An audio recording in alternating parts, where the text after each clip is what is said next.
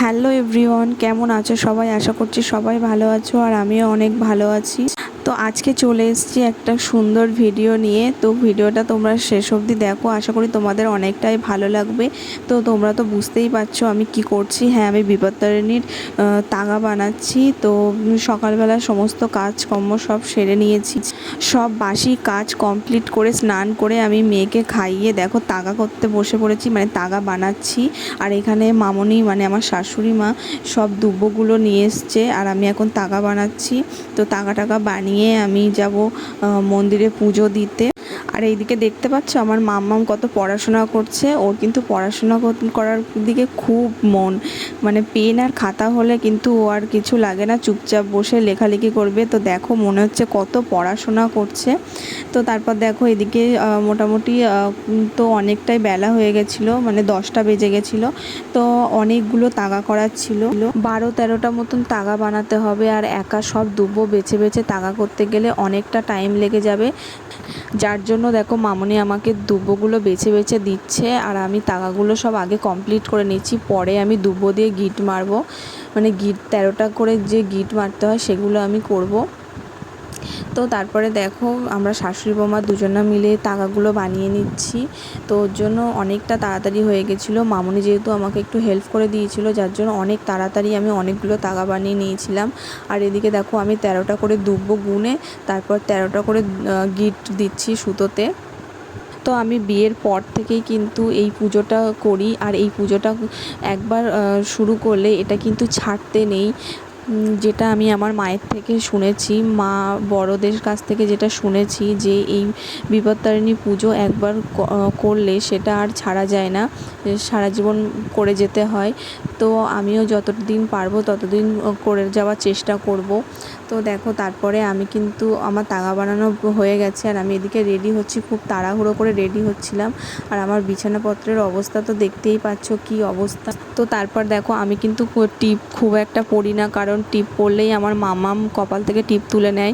আর এখন আমি যেহেতু একটু পুজো দিতে যাব, টিপ ছাড়া খুবই বেমানান লাগছে, যার জন্য একটা টিপ খুঁজে নিয়ে পরে নিলাম। আর তারপরে খুঁজছিলাম একটু লিপস্টিক পরবো, কিন্তু কিছুই আমি পাচ্ছি না, কারণ আমার মামামের জন্য আমি কিছুই খুঁজে পাই না, কারণ ও সারাক্ষণ এটা ওটা নিয়েই খেলা করতে থাকে। তো তারপর দেখো আমি লিপস্টিক পরছিলাম আর আমার বর কিভাবে ভিডিও করছিল, একদম মুখের সামনে গিয়ে ক্যামেরাটা ধরছে। তো আমি বলছিলাম যে এইভাবে ভিডিও করলে আমি লিপস্টিকটা পরবো কী করে, এভাবে কেউ ভিডিও করে? তো তারপর দেখো আমি কিন্তু রেডি হয়ে গেছি আর আমি বরকে বলছিলাম তো চলো আমরা এবার পুজো দিতে যাই। তো পুজো দিতে যাওয়ার জন্য আমি বেরিয়ে পড়েছি আর আমার বরের সাইকেলে করে আমি যাব এখন। আর বাইরে যে এত পরিমাণে রোদ্দুর, মানে বলার মতন না। আমি তো বাড়ি থেকে খুব একটা বেরও হই না, যার জন্য বুঝতে পারি না। আর যখনই বেরিয়েছি না মনে হচ্ছে গা হাত পা জ্বালা করছে, এত পরিমাণে রোদের তাপ। আর দেখো এদিকে আমার বরের সাইকেলে করে করে কিন্তু আমি চলেও এসেছি মন্দিরে। আর আমাদের বাড়ির কাছেই একদম মন্দিরটা, 5 মিনিটও লাগে না হেঁটে। তো তাও আমি আমার বরের সাইকেলে করে এসেছি, যেহেতু ও বাড়িতে ছিল। আর এই মন্দিরটা কিন্তু খুব জাগ্রত। আর এই মন্দিরের নাম হচ্ছে শ্যামাসুন্দরী মন্দির। তো খুবই জাগ্রত মন্দিরটা, অনেক পুরনো, তোমরা দেখেই বুঝতে পারছো। তোমরা তো দেখেই বুঝতে পারছো যে মন্দিরটা খুবই পুরনো মন্দির আর খুবই জাগ্রত মন্দির। তো তারপরে ভিতরে অলরেডি পুজো হচ্ছিল, তো তাদের পুজো হয়ে যাওয়ার পরে আমরাও ভিতরে এসেছি। আসার পরে দেখো এদিকে পুজো হচ্ছে আর আমি এখানে বসে একটু ভিডিও করে নিচ্ছিলাম। তো দেখো ব্রাহ্মণ পুজো করছে, মানে সবার একটা একটা করে ডালাগুলো নিয়ে ঠাকুরের কাছে পুজো দিয়ে দিচ্ছিল।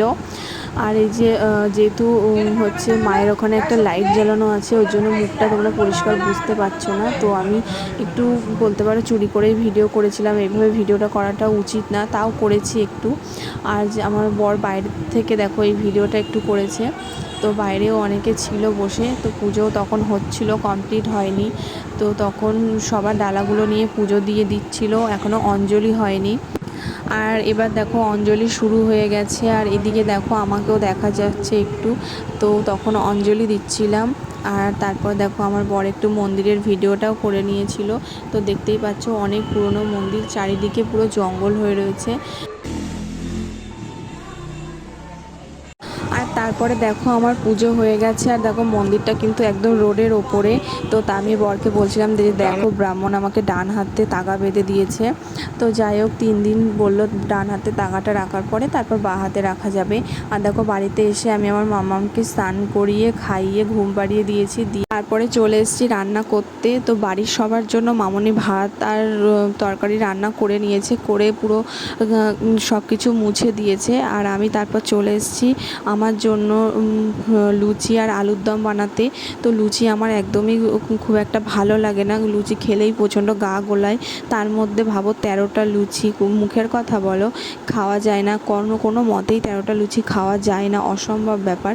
তো তার সঙ্গে আমি দেখো ঝাল ঝাল করে আলুর দম বানাচ্ছি। তো কাজু আর হচ্ছে চালমগজ দিয়ে একটু তোমার একদম মাখা মাখা আলুর দমটা হবে। আর এতটা পরিমাণে কেন করছি, তো আমার বর যেহেতু আজকে অফিসে নিয়ে যাবে আর বাড়ির সবাই মোটামুটি একটু একটু খাবে, যার জন্যই এতটা পরিমাণে বানাচ্ছি। এ কি লুচি না ফুচকা? লুচি। এত বড় কড়াই, এত সব কিছু গামলিতে এতটুকু কেন? আমি বড় বড় লুচি খেতে পারি না, 13টা লুচি বড় বড় যদি খাই তাহলে এক্ষুনি আমাকে জেএনএমসে ভর্তি করতে হবে। না তো তোমাকে তো বলা হয় যে লুচি খাওয়ার কথা, নিয়ম তো লুচি খাওয়া, তা তুমি ফুচকা বানিয়ে খাচ্ছ, তো নিয়ম রক্ষা কোথার থেকে হবে? আমার জন্যই শুধু ছোট ছোট লুচি, তোমাদের জন্য বড় বড় করেছি। এগুলো কিন্তু ঠিক হচ্ছে না। দেখো নিজের জন্য কেমন ডুপ্লিসিটি কাজ করে চলে যেতে পারে।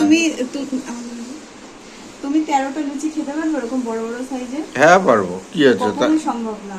দাও আমি খেয়ে নেবো, 13 টাকা নয় 15টা লুচি খেয়ে নেবো। তোমাদের জন্য বড় বড় লুচি করবো, আর এই আমার জন্য এই ছোট ছোট 13টা লুচি।